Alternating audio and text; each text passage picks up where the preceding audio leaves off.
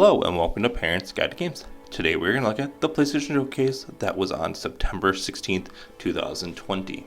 Now the PlayStation Showcase showcased the release window, the price point of the PlayStation 5's, both editions, and also a few games, 12 that they showed, at least a little little presentation over about 2 minutes of each one, and then there were dozens of games that they showed that were just little tiny clips, about 2-3 seconds, and a small little presentation of games that they released. Really interesting style of how they did it. I'm going to give my thoughts a little bit at the end of the video of the whole thing, but just a great show. I would say a great showcase from people. Some people disagree with me, but just showing what they have to offer here in the next generation and what they're going to bring to the next generation. Now the big thing, usually the number one thing people look at, want to know in this presentation, was kind of in the back, which is not surprising because they wanted to show all the stuff off and then show this, was the price and what the price is going to be. Like I said, there are 2 editions of the PlayStation 5, just like there are 2 Xbox Series, but I'll get into those. But the PlayStation 5 Digital Edition and PlayStation 5. The PlayStation 5 regular edition is $499, and that comes with a disc drive. The digital edition doesn't come with a disc drive, and that's $399. So they do offer 2. They'll be competing of having a lower tier, $100 less than that. Some people would like a digital edition. Some people would like to have the discs. One drawback to having the digital edition only is you can't buy secondhand games at GameStop used. It doesn't work that way. You have to buy directly from PlayStation, so they have to go with PlayStation sales. It's an interesting tactic. Xbox did this last generation. They upgraded the Xbox and they did a digital edition only. I don't know the numbers. I think it did all right. It's interesting to see what people think of this. Like myself, my PC doesn't have a disk drive, so I have to do any software. It has to be from the internet, from a site. So it'll be interesting to see what comes up here with the price. It's a price point that everyone thought they were going to be. Nothing extravagant came out of that because they got to compete with Xbox, and Xbox did reveal theirs. So PlayStation did theirs this week. Just really interesting to see.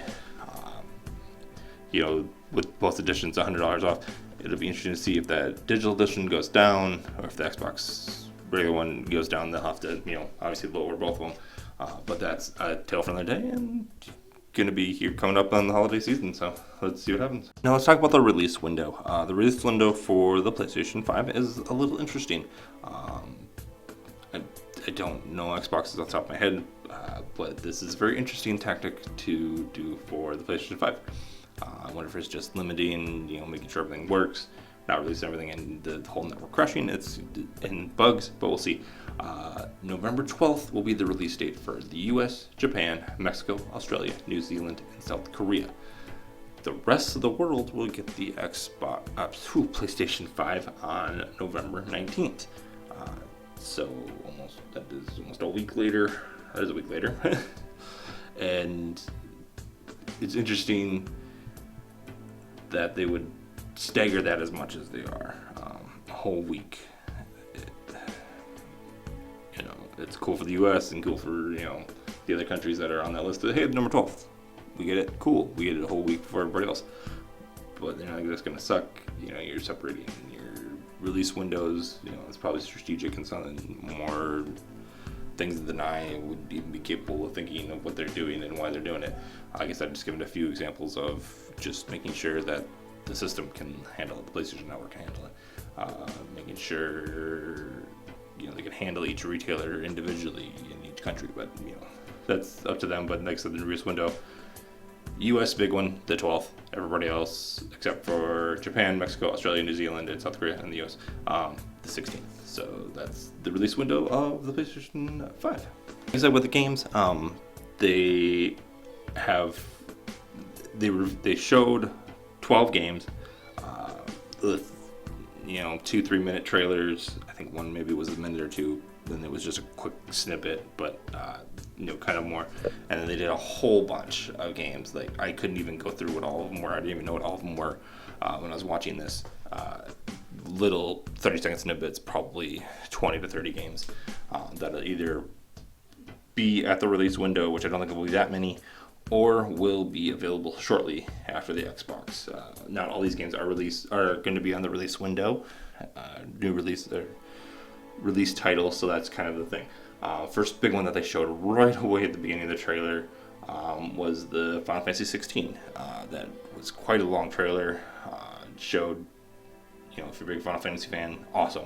If you're a big Final Fantasy fan, it was a great start to the showing and kind of set the tone for what they were setting up. Next game that they showed in big detail is the Spider-Man Miles Morales. It's the Miles Morales from the character, if you don't know, Into the Spider-Verse has Miles Morales as the Spider-Man. There are comic books on that for him, and it's him. It's his game playing Spider-Man. There was the Spider-Man game that came out on PlayStation 4 last year. It's really it's the same type of game. It's made by the same people, different story, it's really nice. Next game they showed, which is really quite interesting, was Hogwarts Legacy. What Hogwarts Legacy is a Harry Potter world game, but set in the 1800s, way before Harry Potter, of course. Really interesting to see how that goes. If you get to play a little bit in Hogwarts and then you get to outside the world, the trailer showed a bunch of different things, but it'll be interesting to see how that game goes. Next game that they highlighted really big was the Call of Duty Black Ops Cold War, which is the next Call of Duty game coming out soon.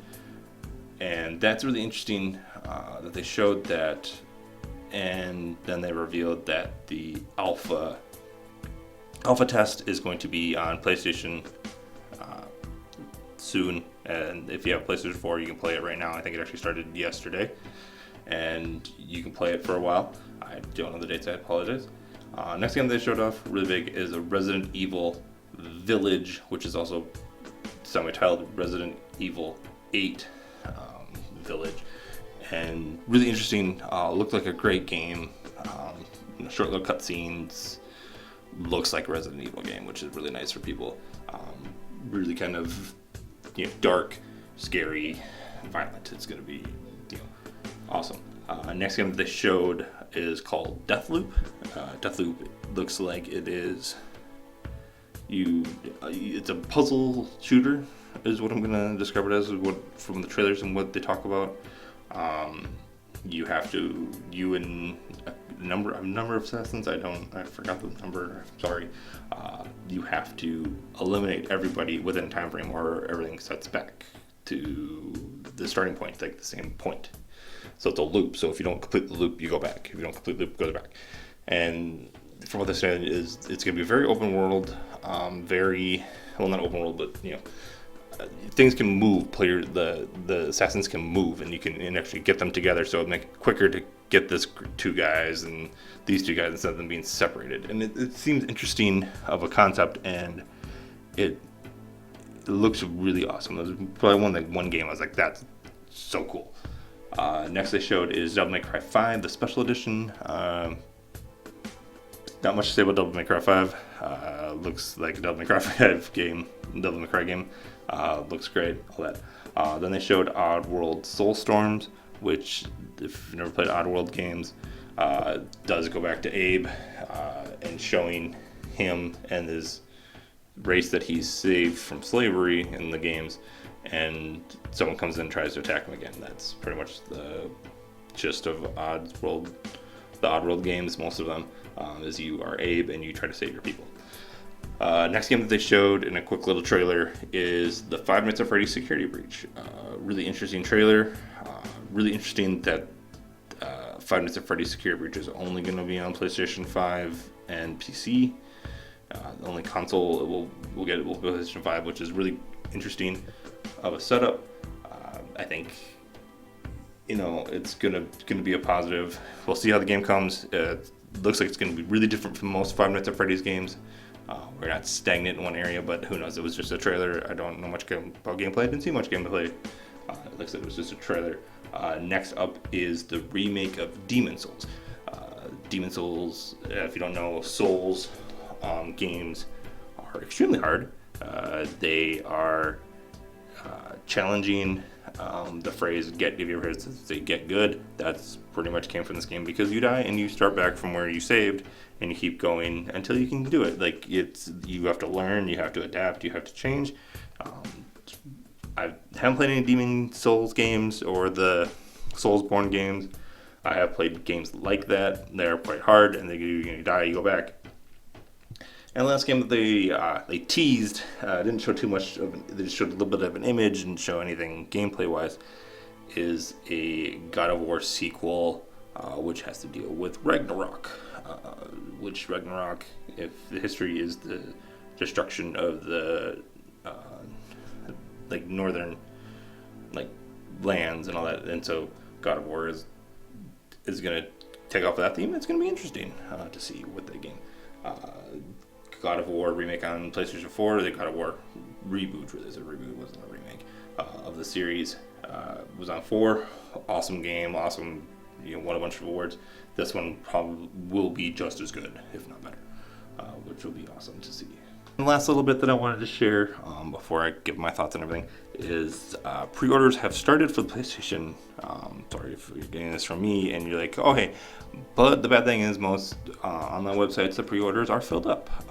Nobody is really getting a ton, and this seems to be an interesting concept.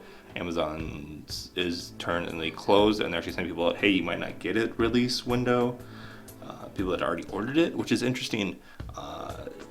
And this is obviously causing issues in the community, because hey, why would you have these pre-orders if you're not going to have enough consoles? Which is interesting. It's part of probably COVID and horrible marketing, which is terrible to say.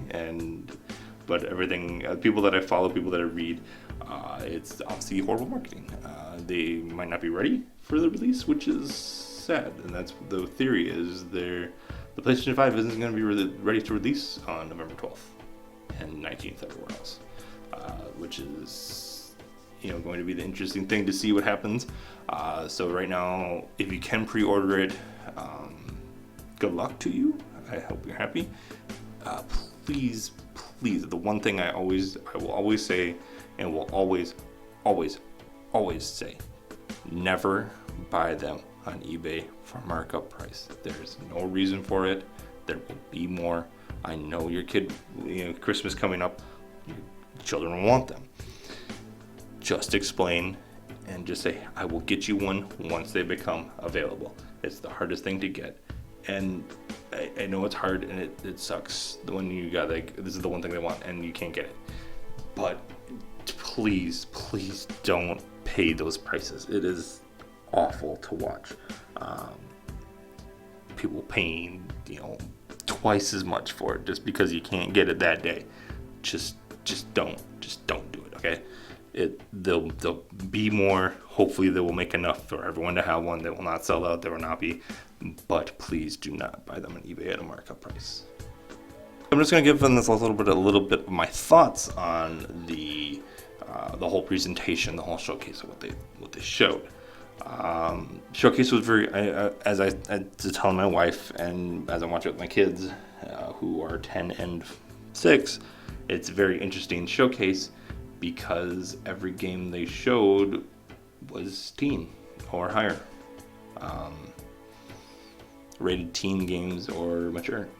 And I think that was a bad move. It scared me a little because I'm like, hey, where are the e-games? And PlayStation or Xbox, when they did theirs, Xbox, when they did the showcase, they showed a bunch of e-games, a bunch of E10 games, and that's cool because it's like, hey, my son could play this, I'm watching I'm watching PlayStations, and sorry, I'm making mistakes. When I'm watching the PlayStation showcase, all I see is, well, he can't play that, the Hogwarts game. He loves Harry Potter. I don't know if I can get that for him because it's teen and they don't know, and coming out. It's a really interesting tactic. I think they were targeting the older audience, which is great because the average gamer is about 34, 35. But showing just teen games and not showing, Little Big Planet was a little bit shaky. A couple of games, like I said, a bunch of those little games in the 20 seconds ones. Those, a bunch of those were eat, but I would have highlighted one or two. That's obviously probably the one big thing I take from this as a negative is they only did teen or above. And I'm trying to watch this with my son and my two sons, who are gamers. They're not big gamers. They can play games. But it's that question mark. Oh, they did show Fortnite, but Fortnite's teen too, because they showed what Fortnite will be in the new engine for next gen and the graphics, but that's teen. It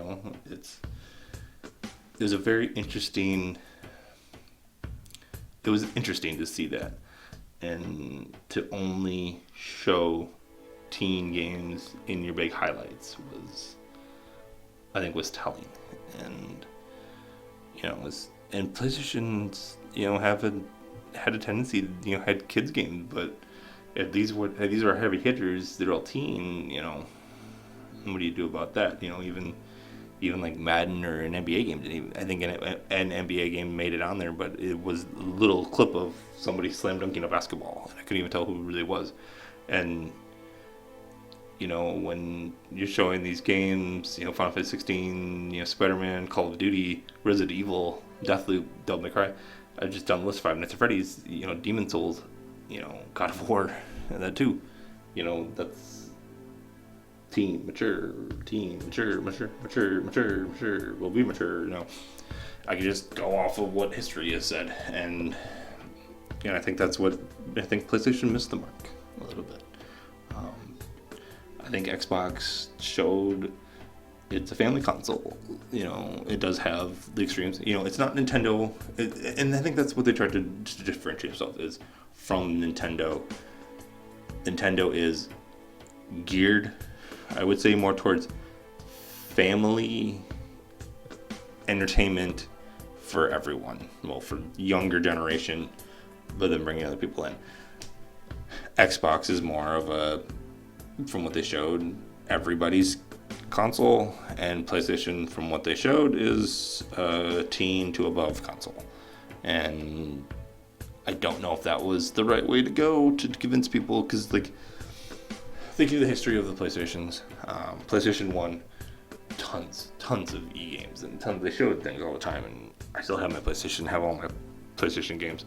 PlayStation 2 started to get a little more mature with games. They still had a bunch, but they were definitely geared towards 3, same thing, going that way. 4, and now 5 they just went with teen mature, and that's just outrageous.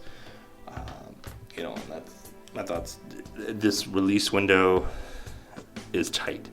It's right after Xbox. They're going to release right at the same time, which is going to be interesting, a fight to see right away of who wins out.